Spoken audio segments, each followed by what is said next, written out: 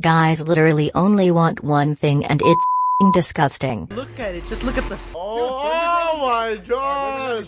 Oh my god!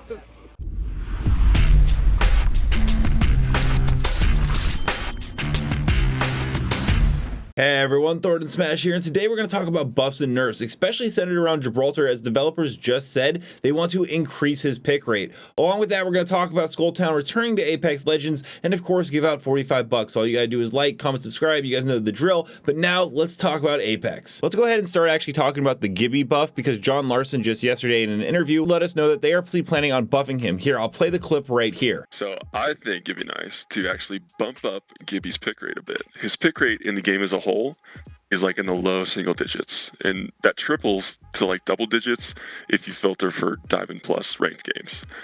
So to flush this out a bit, like, this is a little bit of an interesting take for me, because in no way whatsoever do I think Gibraltar needs a buff. And when I do look at his pick rates, well, it is true he is in the single low digit. That's pretty much every single legend except for the top 5. Gibby's like smack dab in the middle, and he's very good in pro play. Almost every team picks him in ALGS. It'll be interesting to see how they do this, but there's also something to talk about with Pathfinder, and John Larson also did an interview just before season 12 where he went over how Pathfinder's passive won't be changed in the future. a lot of the ideas I've seen would just be buff. Like I was thinking he's sort of the zipline guru, placing zip lines. He's got the grapple.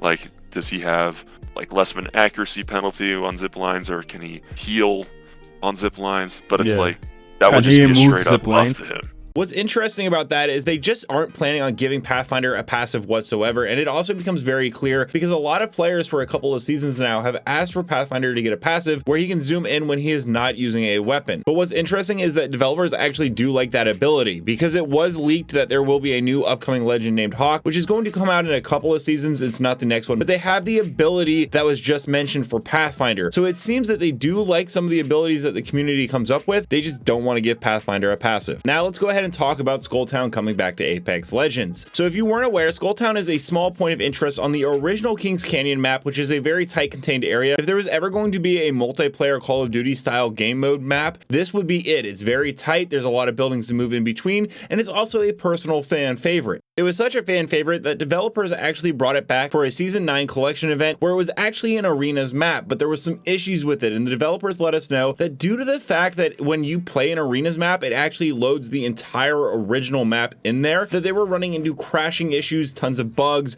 and it just wasn't sustainable as a permanent map for this mode. But it was going to be something they were looking at, but they would have to cut the map off so that the rest of it wouldn't render in and it would just be its own little existence. Well, I do have a source over at EA who's a friend of mine, and I have talked about him in past videos, but they actually let me know that this is something that has pretty much been done and completed. There are some other POIs still there, such as Slum Lakes, Airbase, all that, so it may not just be only Skulltown that returns in some capacity if it does, but I also think it'll come back in more than just in arenas as well, with the new control mode that just got released. And Josh Medina, a producer over at Respawn, actually let us know that they wanted some feedback on how to improve it, because it will be coming back in future variants to play. And one of the variants that would actually be perfect for this is something that Kralrindo found in the files, which is a free-for-all mode, which was found with Season 12 assets. I could very easily see 9 different players running around on this all on their own, trying to rack up who can get the most kills and win the game. I think it would actually be a wild success. But like I said, there are those other areas. I think the regular control mode could be very fun on Airbase or even Slum Lakes, and just different modes that are planned to come in the future for limited time events. Let me know down below how you feel about Gibraltar getting buffed instead of nerfed, and how you feel about Kings Canyon returning to the Apex Legends.